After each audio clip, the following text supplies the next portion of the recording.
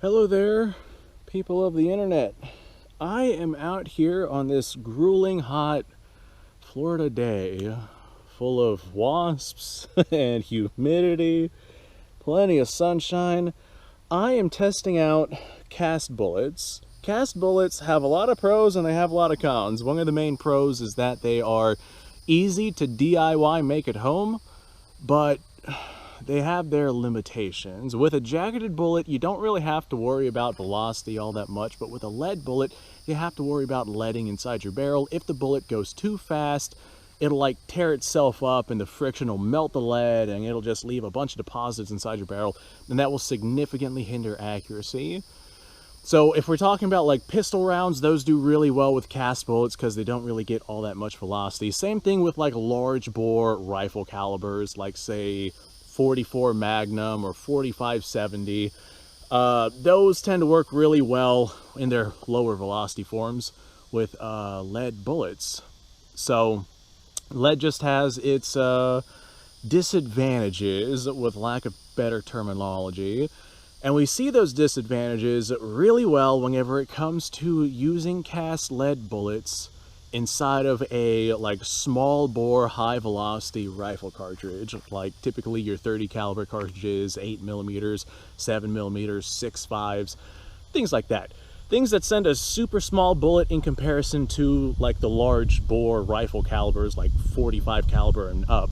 Things that send a relatively small bullet at higher velocities, which is something that started to pop up typically around late 1800s, early 1900s, depending on the country it is that we're talking about. Once smokeless powder became a thing, then most of your bullets started to become jacketed just because of the limitations of lead bullets. That being said, there's still plenty of loadings out there for lead rounds that can get you some pretty decent accuracy with some pretty good velocities with some of these different rifle cartridges that are out there. So whenever it comes to lead, you have to kind of balance velocity and power with accuracy, because it seems like the faster that these lead rounds go, the less accuracy that you're going to get. And it seems that they basically max out in terms of velocity while maintaining decent accuracy. Seems to be about 2,200 feet per second.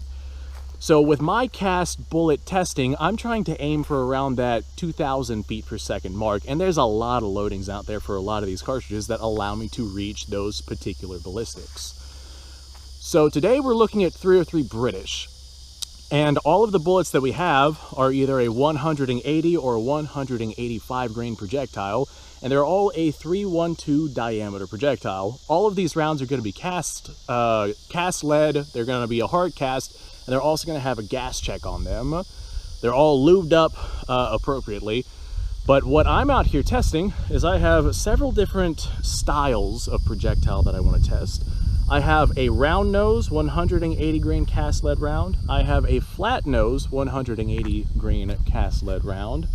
And I have a pointed tip 180 grain cast lead round.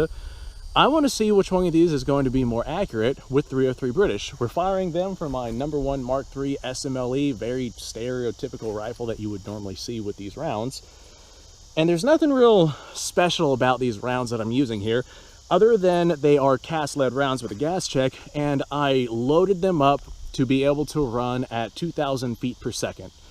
From what I can see, even though I can run them faster at probably about 2,200 feet per second, from what I've been able to understand with cast lead rounds, 2,000 feet per second seems to be like the Goldilocks area of getting decent velocity and thus decent energy transfer onto your target, in combination with decent levels of accuracy. If I were to push it faster and faster, I would lose that accuracy, and it doesn't matter how powerful your round is if you can't hit anything with it. So 2,000 feet per second with a 180 grain bullet, that's not exactly 30-06 levels of territory, but that is relatively powerful in comparison to some other things that I have seen out there. So we're gonna go ahead and have a seat at my shooting table right here. I have a paper plate out there hiding in the weeds at about 50 yards, and I'm gonna do 3-shot groups because I don't have a whole lot of this ammo, and I want to see which of these gives us better accuracy. I want to say the pointed rounds probably will because they're pointed, and everything tells me that pointed bullets are accurate. But we're going to find out. Maybe at like super long ranges this would give me better accuracy, but at 50 yards, well, like I said, I guess we're going to find out. So let me go ahead, tilt my camera down, have a seat in my tactical lawn chair here. All right, so these are the pointed bullets. May as well start off with this. And we're shooting at my paper plate out there, hiding in the weeds. I have no idea where these are going to hit, so I'm just going to aim center mass on that target. I have my sights, normally these hit low, so I have my sights elevated to 300 yards to get a little bit higher of an impact shift. That seems to be the general area in terms of your sight alignment, either 300 or 400 yards depending on the velocity of your cartridge. But since these right here are traveling at a relatively decent velocity, we're going to set them to 300 and see if we hit high, low, or what's going to happen with these. Alright, 180 grain pointed bullets, cast lead, gas checked, 50-yard target, accuracy testing with 303 British. Here we go. Alright, there's one shot. It didn't feel exceptionally powerful. This is the first time I'm shooting these, by the way. It didn't feel exceptionally powerful, even for the bullet weight and the velocity that we're shooting here. I guess that makes sense, because this is a relatively heavy rifle, and we got probably about 30 levels of power going downrange. Alright, there's two shot. And I gotta say, the lubrication that's used on these projectiles, it smells funky. Oh no, I'm losing brass. Valuable brass. Alright, last round. Oh, there's a wasp flying around out there. Do you think I could hit that? I doubt it. I doubt I could hit that wasp. No, I'm gonna keep aiming for that paper plate out there. We're gonna see where these rounds are hitting. Then maybe I'll hit that wasp. All right. I'm gonna go grab that plate, see what kind of group size we're getting here, see if we're hitting high or low, see what the story is. All right, here's our group size. That's pretty good for cast bullets at the velocities we're getting at the 50-yard mark. That's probably a good 2.5 inches or so. Man, that's actually really awesome. Hell yeah. So the pointed bullets, that gets a thumbs up. Let's go ahead and load up some other kind of round. Probably, I don't know, what's in this pocket?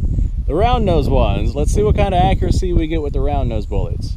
This grain weight at these velocities that we're shooting at are also right at point of aim at 50 yards with a 300-yard zero on the Lee Enfield. So there we go. Plate's back out there. I'm going to go ahead and fire off 3 rounds of these round nose projectiles. So these are hard cast. What is that? There's something in here. These are hard cast 180 grain round noses in 303 Brit, moving at 200 or 2,000 feet per second.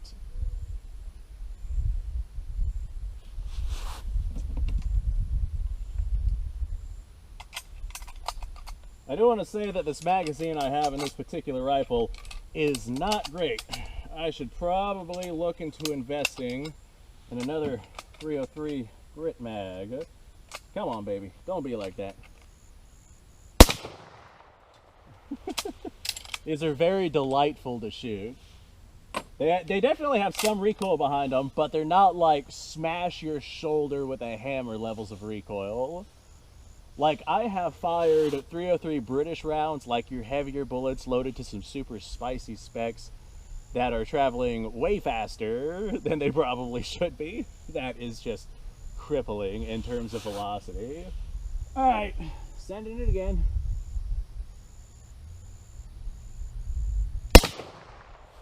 Now, normally 303 British with a 180 grain bullet would probably move at around, get off me, whatever the heck you are.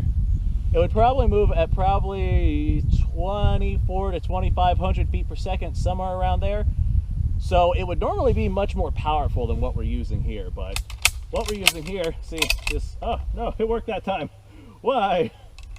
This right here is definitely not the greatest of magazines, but it would normally be more powerful than what we're using here, but we're basically maxing out velocity with our cast bullets and maintaining accuracy. So last round of the Roundnose. Okay, I feel like that did really well. Let me wander down there and grab that. All right. Unfortunately, it looks like these particular rounds are keyholing. So even though we got a relatively decent group for the distances that we're shooting at, these particular Roundnose rounds would probably not work all that well at farther distances. I'll have to make a note of that, because if you look, you see how these bullet holes have like, well, they look like keyholes. That's because the bullet went in sideways versus just going in like a dot, like what you would normally want to expect to see with these rounds. So this particular profile of projectile does not work well, at least out of this rifle, at the velocities that we're shooting at. All right, let's load up another. All right, these are the Flatnose style of projectile. These are here 180 grain bullets moving at about 2,000 feet per second from our 303 British rifle.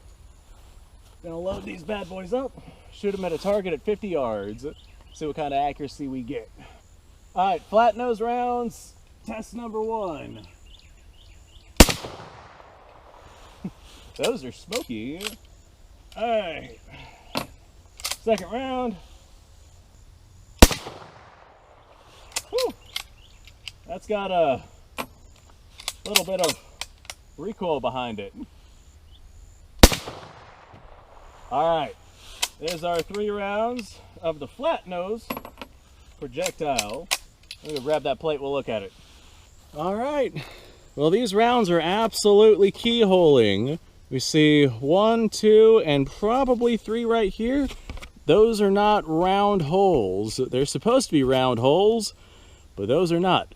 Now, to see if this is the fault of the projectiles that I'm using, I'm gonna go ahead and load up. I have a few more of those pointed ones that did super well.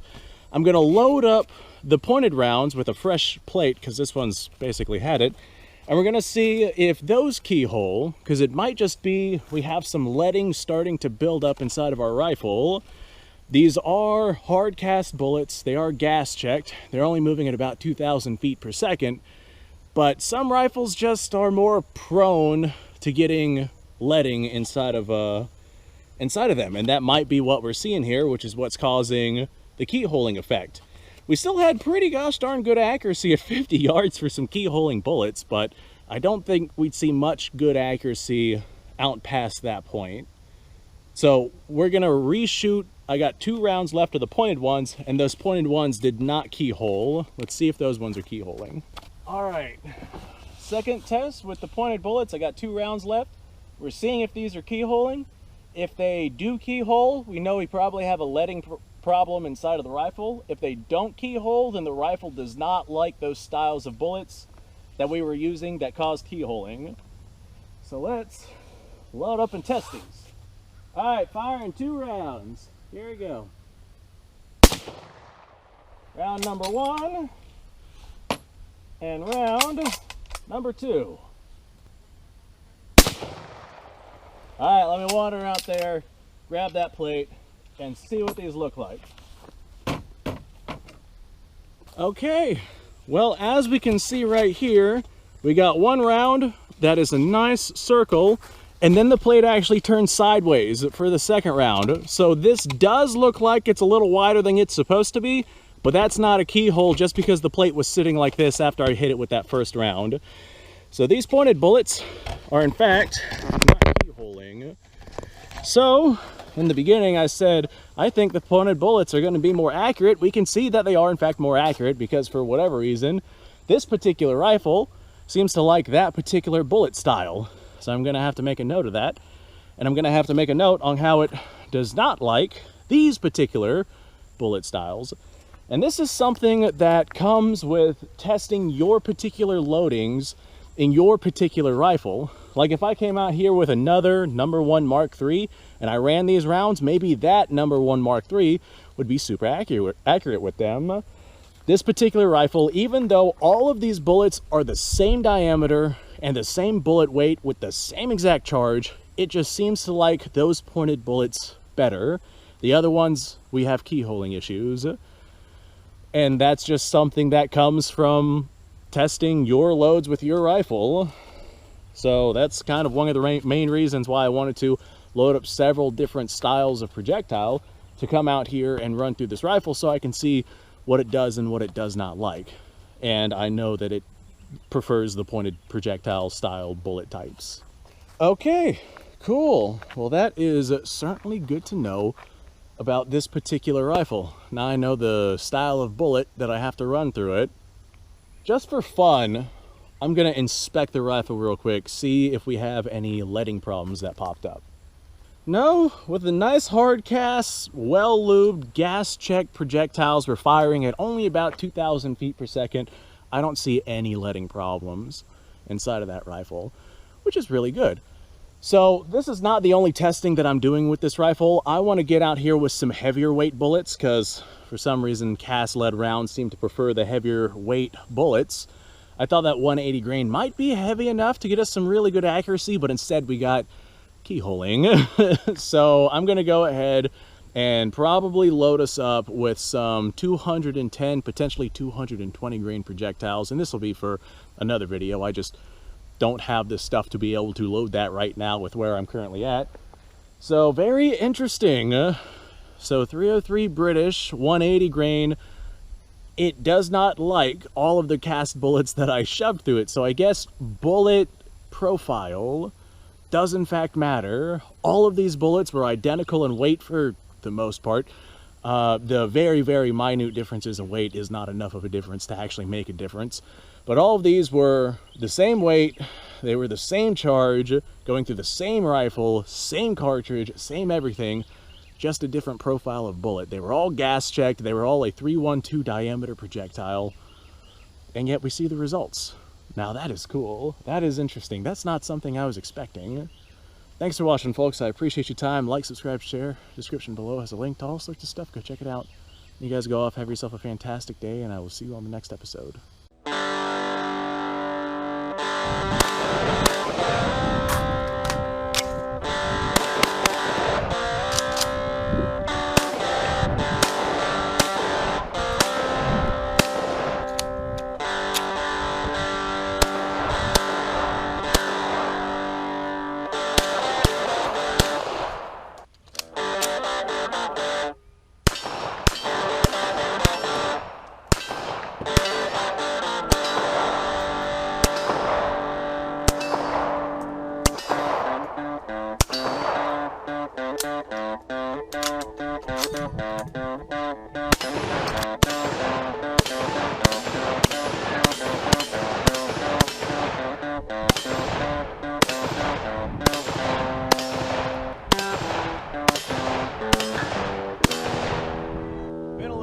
Since I've done this.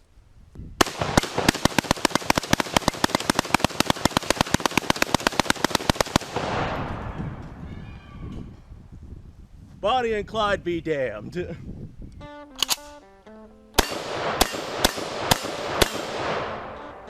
Poor man's Garrett.